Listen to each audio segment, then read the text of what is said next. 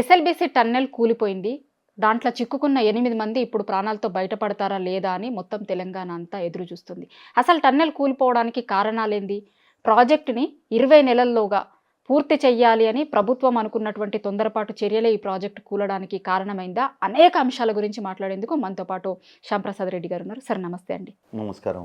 Sir చాలా విషయాల గురించి మాట్లాడుకుందాం. దానికంటే ముందు ప్రభుత్వం మంత్రులు కావచ్చు, నల్గొండ జిల్లా మంత్రులు 20 నెలలలో యుద్ధ ప్రాతిపదికన దీన్ని పూర్తి చేస్తాం ఎస్ఎల్బీసీని అని అన్నారు. అట్లాంటి అంటే స్పీడప్ తొందరగా చెయ్యాలి అనేటువంటి పనుల వల్లే ఇవాళ ఏమన్నా టన్నెల్ కూలింది అనుకుంటున్నారా? కాంగ్రెస్ ప్రభుత్వం వచ్చిన తర్వాత దీన్ని ప్రయారిటీలో పెట్టడం జరిగింది. మెయిన్గా దీన్ని కంప్లీట్ చేయాలనే ఉద్దేశం మీద. ఆ ఉద్దేశం మీదనే వాళ్ళు దాన్ని ఒక ప్లానింగ్ చేసి మీరు త్వరగా చేయాలి, మీకు ఏం సహకారం కావాలంటే దాని ప్రకారంగా వాళ్ళు అడిగిన సహకారం మొత్తం ప్రభుత్వం అందించింది. ఈ ప్రభుత్వమే కాదు, ప్రతి ప్రభుత్వం అందించింది వాళ్ళకు. అంటే ఎందుకు అయితే సార్ ఇట్లాంటి ప్రమాదాలు అసలు కూలిపోవడానికి ఏం జరుగుంటది అంటే అనుకుంటున్నారు? ఇప్పుడు చూడండి, టనల్ అనేది ఏదో కెనాల్ ఎక్స్కవేషన్ కాదు, అది టోటల్గా ఒక కన్ఫైన్డ్ ఏరియాలో మనం ఒక కింద దాదాపు 200-300 మీటర్ల కింద నుంచి వచ్చేటువంటి టన్నల్ అది కూడా రాజీవ్ టైగర్ శాంక్చురీ నుంచి వస్తున్నది. కాబట్టి వైల్డ్ లైఫ్ శాంక్చురీని ఉన్నది మొత్తం 44 కిలోమీటర్లు. కాబట్టి మనం డ్రిల్లింగ్ బ్లాస్టింగ్ మెథడ్ కాకుండా టీబీఎం మెథడ్తోనే చేయాలనేది సుప్రీంకోర్టు మనకి ఇచ్చినటువంటిది. పర్యావరణ అనుమతి కూడా ఆ విధంగానే వచ్చింది. కాబట్టి టీబీఎంస్తోని ఇంత లాంగెస్ట్ టనల్ ఫర్ ఇరిగేషన్ పర్పస్కు ప్రపంచంలో ఇదే మొదటిది. ఇప్పటి వరకు ఇంతవరకు ఇంత లాంగెస్ట్ టనల్ తవ్వలేదు ఇరిగేషన్ పర్పస్ విత్ టీబీఎంస్తోని. కాబట్టి it is a unique project in that way. ఏదో ఇంతకుముందు ఒకటిగా చేశారు, దాని ప్రకారం మనం చేస్తున్నాం కాదు, మనమే ఇప్పుడు దాన్ని క్రియేట్ చేస్తున్నాం. టనల్స్ అన్నప్పుడు మధ్య మధ్యలో ఇప్పుడు మనం టనల్ అన్నప్పుడు ఏంటంటే చాలా డెప్త్ నుంచి చేస్తున్నాం కాబట్టి గ్రానైట్ జోన్లోకి వెళ్ళిపోతాం. ఆల్రెడీ రాకీ స్ట్రాటల్నే ఉంటుంది కంప్లీట్గా. అందులో మనం డ్రిల్లింగ్ చేసుకుంటూ పోతాం అన్నట్టు. చేస్తున్నప్పుడు మధ్యలో ఒక్కొక్క దగ్గర మట్టి పొరలు వస్తుంటాయి అన్నట్టు. ఒక అవతల రాక్ స్ట్రాట్ అనే ఉంటుంది, ఇవతల రాక్, రెండు రాక్ స్ట్రాట్ మధ్యలో ఒక మట్టి పొరలు వచ్చేటువంటి అవకాశం ఉంటుంది. ఇక్కడ కూడా అలాంటిదే వచ్చింది. అది ఎంతది 8 మీటర్ల పొర వచ్చింది అక్కడ లూజ్ ప్యాక్. అయితే అందులో నుంచి సీపేజ్ రావడం మొదలుపెట్టింది. ఎక్కడైతే మట్టి ఉంటుందో ఆ నుంచి సీపేజ్ వస్తుంది కదా. ఎప్పుడైతే డ్రిల్ చేసినామో అందులోకి ఎంటర్ అయినామో కాగానే సీపేజ్ స్టార్ట్ అయింది. స్టార్ట్ అయ్యి దాదాపు మనకు స్టార్టింగ్లో అంటే 4 ఏళ్ల క్రితం వచ్చినటువంటిది అది. అలాంటి షియర్ జోన్ అంటాం దాన్ని. అది 4 ఏళ్ల క్రితం వచ్చినప్పుడు సీపేజ్ ఎంత వచ్చిందంటే దాదాపు 7 నుంచి 8 వేల లీటర్లు ఒక నిమిషానికి అంత వాటర్ వస్తుండే. దాని తర్వాత అదే టైంలో వాళ్ళు ఇమీడియట్గా దానికి ట్రీట్మెంట్ చేసి డ్రిల్లింగ్ గ్రౌటింగ్ చేసేసి సీపేజ్ ఆఫ్ చేసేసి తర్వాత జియోలాజికల్ సర్వే ఆఫ్ ఇండియా వాళ్ళతోని చెకప్ చేసేసి మనకు చేయాల్సి ఉంటుంది. కానీ అన్ఫార్చునేట్లీ అప్పటికి ఈ కంపెనీ టోటల్గా డోల్డ్రమ్స్ అంటే ఫైనాన్షియల్గా టోటల్గా అది ఒక దివాళి తీసే కాడికి అయినట్టు.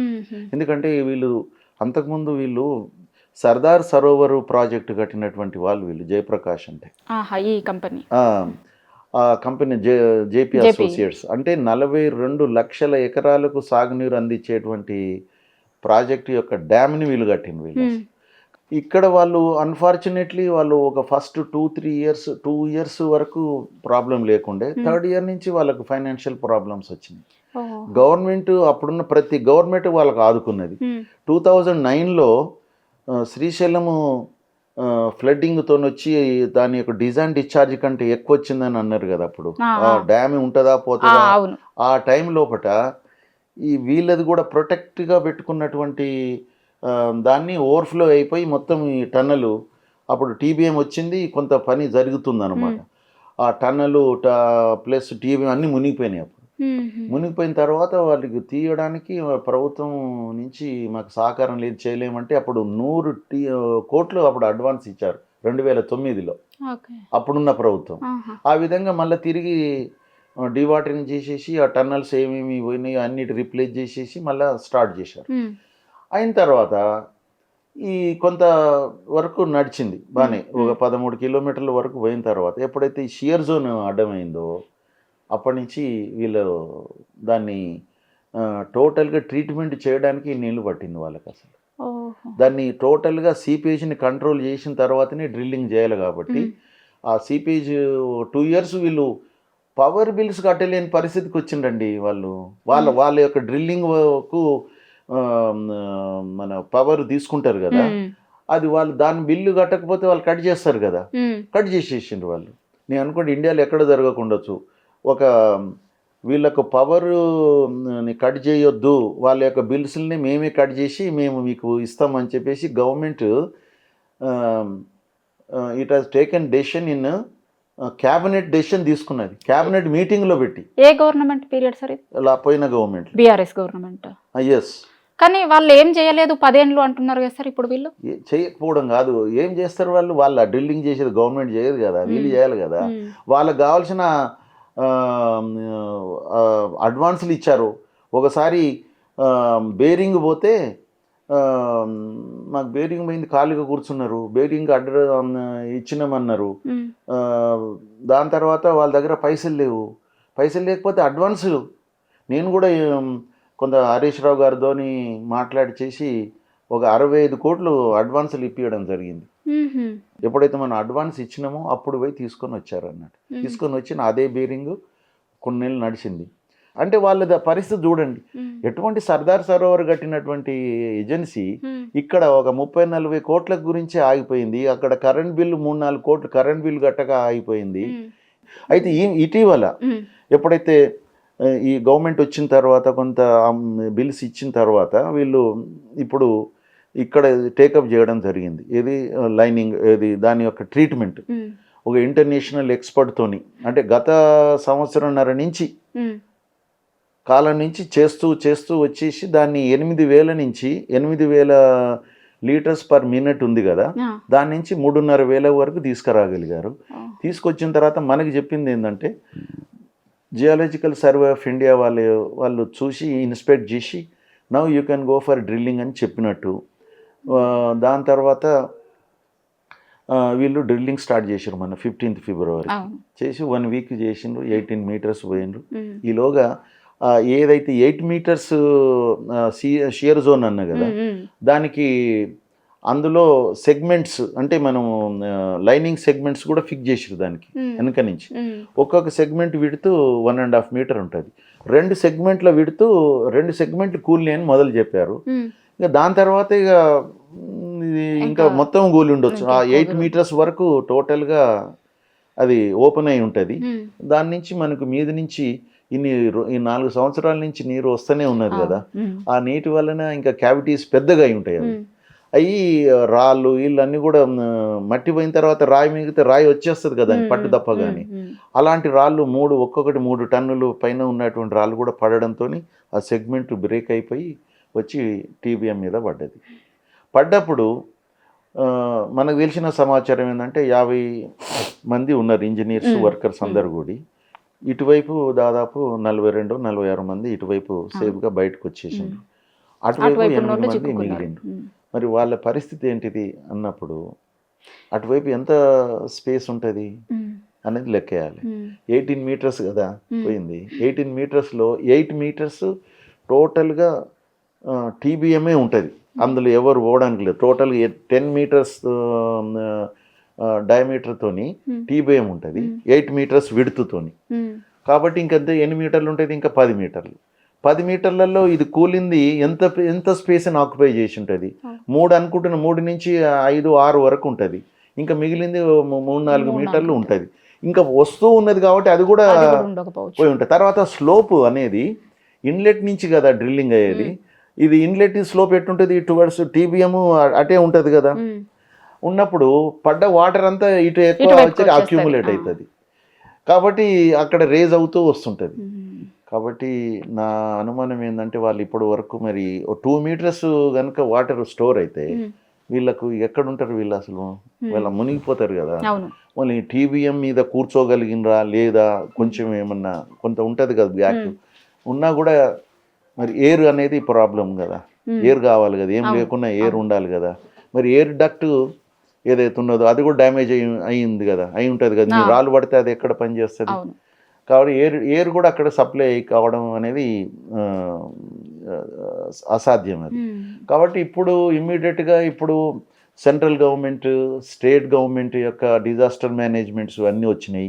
ఆర్మీ వచ్చింది, నేవీ వచ్చింది, ఈవెన్ సింగరేణి కాలనీస్ నుంచి కూడా వచ్చారు అందరూ.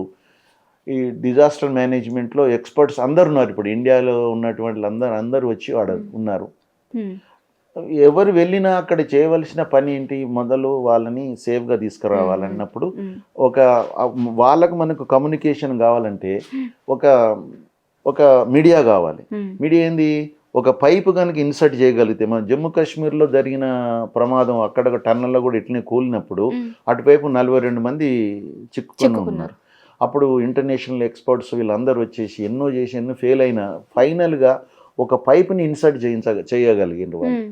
ఆ పైపు ఎప్పుడైతే పోయిందో వాళ్ళకి దాని ద్వారా ఆహారం పోయింది, కమ్యూనికేషన్ పోయింది.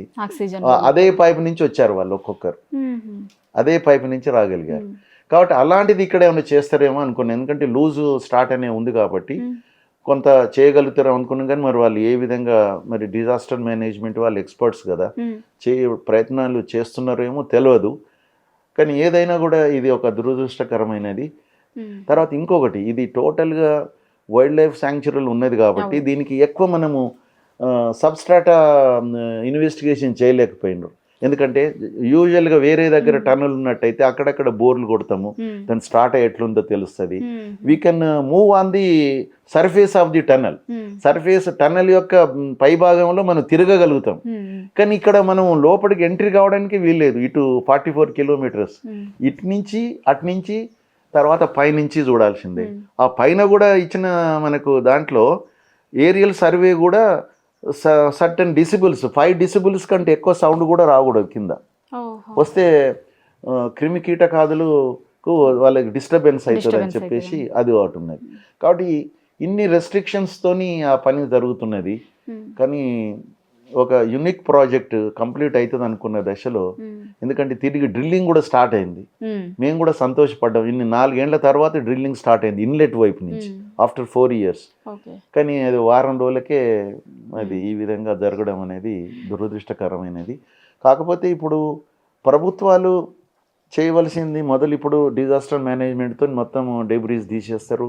మరి అక్కడ వాళ్ళని ఒకవేళ వాళ్ళు జీవంతున్నట్టయితే బయటకు రాగలుగుతారు, ఏదో అవుతుంది. అయిపోయిన తర్వాత ఇప్పుడు డ్యామేజ్ ఏ రేంజ్లో జరిగింది, డిగ్రీ ఆఫ్ డ్యామేజ్, దాని పరిణామము.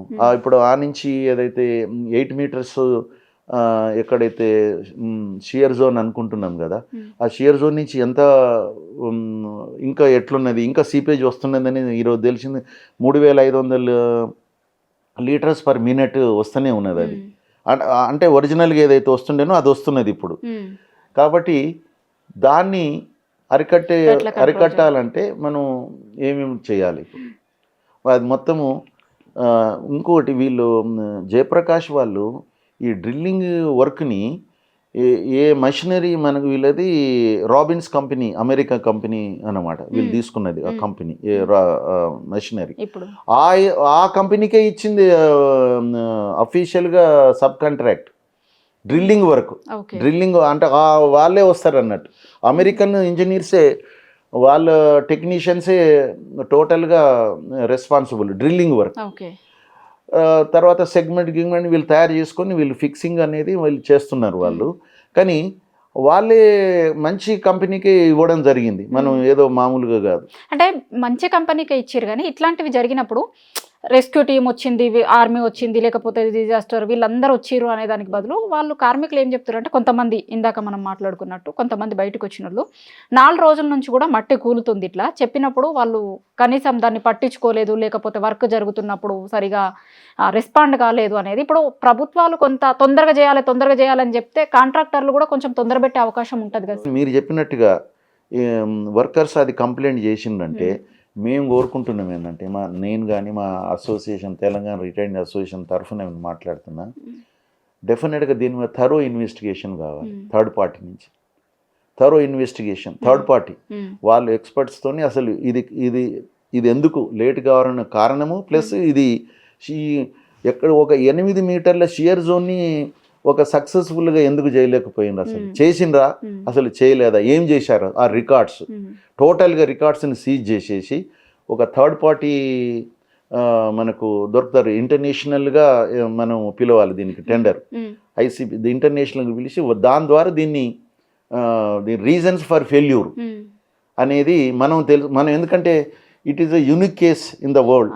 కాబట్టి షియర్ జోన్లో మనం దీన్ని చేయలేదా, చేసిండ్రా, ఏం చేశారు వాళ్ళు, మరి 4 రోజుల నుంచి ఇట్లా జరుగుతున్నా పట్టించుకోకపోవడం అనేది ఉన్నదో ఇవే కాకుండా ఇంకా మిగతా అన్నీ కూడా ఇంకేదైనా ఉన్నా కూడా దానికి కారణాలన్నీ తెలుసుకోవడానికి ఒక ఇండిపెండెంట్ ఒక థర్డ్ పార్టీ దాని మీద టెక్నికల్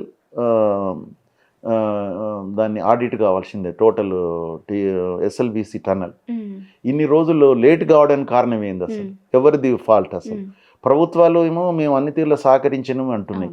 కానీ నేనేమంటున్నంటే ఇలాంటి షియర్ జోన్ని మరి సక్సెస్ఫుల్గా చేయడానికి ఎందుకు లేట్ అయ్యింది, అసలు 4 సంవత్సరాల క్రితం నుంచి సీపేజ్ అయినా దానికి ఎందుకు పట్టించుకోలేదు. కాబట్టి దీని మీద థరోగా ఒక ఇన్వెస్టిగేషన్ ఉన్నట్టయితే మిగతా వాళ్ళకు కూడా ఇది ఒక అనుభవంగా ఉంటుందని నేను భావిస్తున్నా. కాబట్టి అది తప్పకుండా తేలాలంటే ఒక third party reasons for actual failure. ఇప్పుడు ఎట్లయితే మనం ఇప్పుడు అక్కడ మన కాళేశ్వరంలో రీజన్స్ ఫర్ ఫెయిల్యూర్ మీద ఒక కమిషన్ వేసింది. అసలు నేనేమంటున్నట్టు ఇక్కడ టెక్నికల్గా కనీసము ఒక థర్డ్ పార్టీని వేసేసి ఇంటర్నేషనల్ ఎక్స్పర్ట్స్ని కూడా మనం వేసినట్టయితే అప్పుడు మనకు కరెక్ట్గా రీజన్ తెలుస్తుంది. ఇప్పుడు ఏజెన్సీది ఏమన్నా ఏజెన్సీదా లేకుంటే ప్రభుత్వం తరఫున ఏమన్నా దాన్ని ఏమంటారు పట్టించుకోకపోవడమా, అవన్నీ కూడా అందులో తేటతెల్లమయ్యే అవకాశాలు ఉన్నాయి.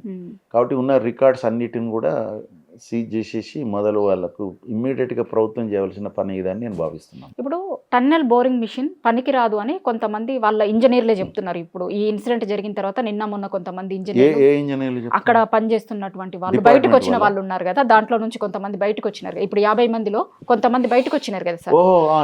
ఈ ఇన్సిడెంట్ జరిగిన తర్వాత అక్కడ ఆ మిషన్ పనికిరాదు అని చెప్తున్నారు. నిజంగానే అట్లా రాకపోతే ఇప్పుడు ఆ ప్రాజెక్ట్ భవిష్యత్ ఎట్లుంటుంది సార్? మనకు తెలిసిన సమాచారం ఏంటంటే దాదాపు ఒక 3 టన్నులు వే చేసేటువంటి బరువు ఉన్నటువంటి రాళ్ళు పడ్డాయని చెప్తున్నారు. కాబట్టి 3 టన్నులు రాయి అంత మీద నుంచి పడ్డప్పుడు డెఫినెట్గా డ్యామేజ్ అవుతుంది.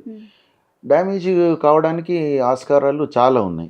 కాబట్టి డ్యామేజ్ ఎప్పుడైతే అవుతుందో ఆ టీవీఎంని టోటల్గా బయటికి తీసుకురావాల్సిన అవసరం ఉంటుంది. దాన్ని రిపేర్ చేస్తారా, రీప్లేస్ చేస్తారా, రిపేర్ అవుతుందా, రీప్లేస్ చేయాలన్నా అనేది మనం బయటకు వచ్చిన తర్వాత చూస్తే తెలుస్తుంది. మొదలు డెబ్రీస్ని క్లియర్ చేసి దాని తర్వాత దీని గురించి ఆలోచించే అవకాశం ఉంటుంది. ఇప్పుడు మనకు వాళ్ళు చెప్పిన దాని ప్రకారంగా డెఫినెట్గా అది డ్యామేజ్ అయ్యే అవకాశాలు ఉన్నాయి. కాకపోతే హెడ్ రీచ్లో ఉన్నటువంటి టన్నెల్ యొక్క ఫస్ట్ దాని యొక్క ఫేస్ ఏదైతే ఉందో అది సేఫ్గా ఉండొచ్చు ఆ 8 మీటర్స్ వరకు. ఇక మిగతాదంతా కూడా కొంత డ్యామేజ్ అయ్యే అవకాశాలు. ఒకవేళ డ్యామేజ్ అయితే ఎట్లుంటుంది సార్ ప్రాజెక్ట్ భవిష్యత్ ఎట్లుంటుంది? ఇప్పుడు ఫైనాన్స్గా మనం ఉన్నట్టయితే డ్యామేజ్ ఈజ్ నాట్ ఏ పెద్ద బిగ్ థింగ్. దాన్ని మళ్ళీ తీసి ఇప్పుడు టీవీఎంలు మనకి చెప్పిన ప్రకారంగా దాని రేటు 200 to 250 crores, 200 నుంచి 250 కోట్లు. ఇంకా ఇప్పుడు ఇది 20 ఏళ్ల క్రితంది కాబట్టి దీని టెక్నాలజీ అసలు అబ్సల్యూట్ అయిపోయింది అసలు. అయినా ఇప్పుడు ఏదన్నా రిపేర్ చేయాలంటే ఏదన్నా పార్ట్ కావాలంటే టోటల్గా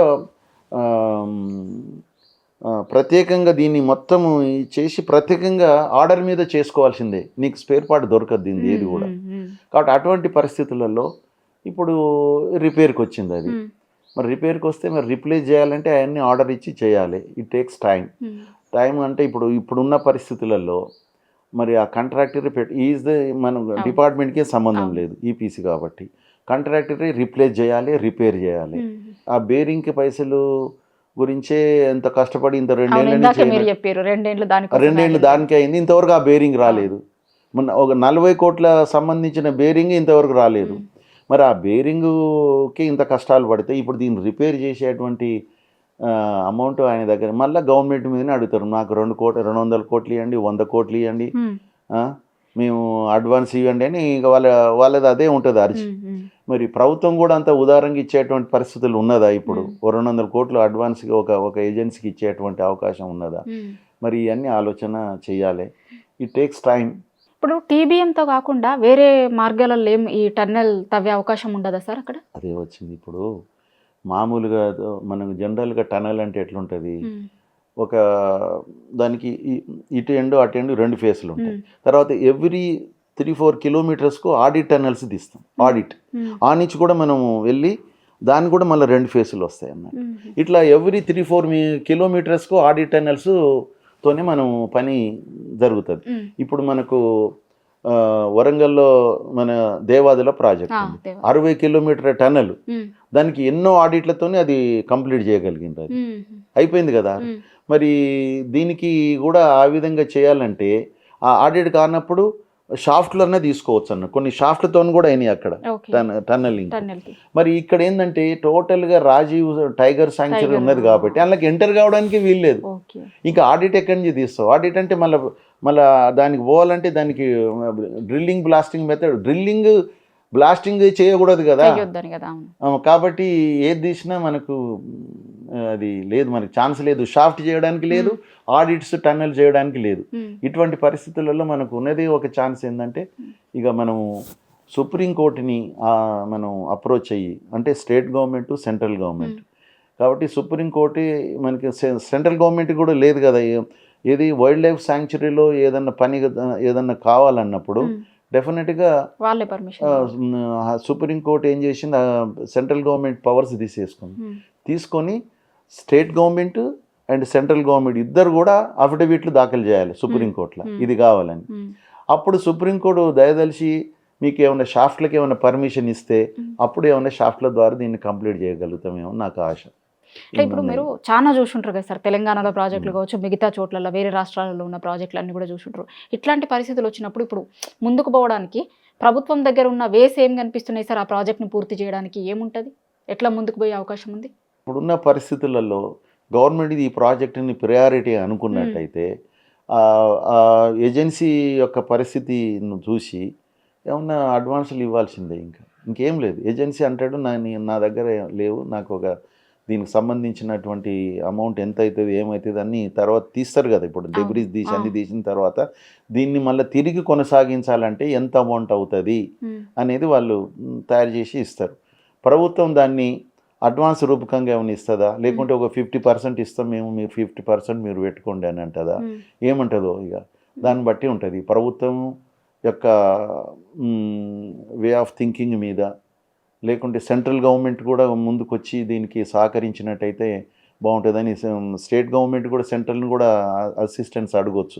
ఇది ఒక యూనిక్ ప్రాజెక్టు, ఇది మధ్యలో ఇంత ఖర్చు పెట్టినాము కాబట్టి దీన్ని మీరు ప్రత్యేకంగా దీనికి దయదలిచి మాకు కొంత అమౌంట్ ఇవ్వండి, దీన్ని ఒక నేషనల్ ప్రాజెక్ట్ కింద డిక్లేరేషన్ చేసి ఇవ్వండి. ఎన్నో చేయదలుచుకుంటే ఎన్ని ప్రయత్నాలు చేయొచ్చు. సెంట్రల్ గవర్నమెంటే దీన్ని ఒక టేకప్ చేసి, ఎందుకంటే ఈ ప్రాజెక్టు వలన టోటల్గా నల్గొండ డిస్ట్రిక్ట్లోని ఫ్లోరసిస్ ప్రాంతానికి ఇది నీళ్ళు అందించేటువంటి ప్రాజెక్ట్ కాబట్టి డిండి ఇది 2 కలిపేసి మనం నేషనల్ ప్రాజెక్ట్ కింద డిక్లేర్ చేస్తే ఇది డిండి ప్రాజెక్టుకు అమౌంట్ వస్తుంది, అదేవిధంగా టన్నెల్ కూడా అమౌంట్ సెంట్రల్ గవర్నమెంట్ ఏమైనా ప్రత్యేకమైన స్పెషల్ ఫండ్ ఏమైనా ఇచ్చినట్టయితే బాగుంటుంది. ఒకప్పుడు ప్రకటించిన వాళ్ళే ఎన్నికల ముందు సుష్మా స్వరాజ్ గారు డిండి ప్రాజెక్టు నేషనల్ ప్రాజెక్టు చేస్తామన్నారు. కాబట్టి ఆ విధంగా అందులో ఇది బాగా అంతర్భాగంగా చేసినట్టయితే సరిపోతుందని నేను అనుకుంటున్నాను.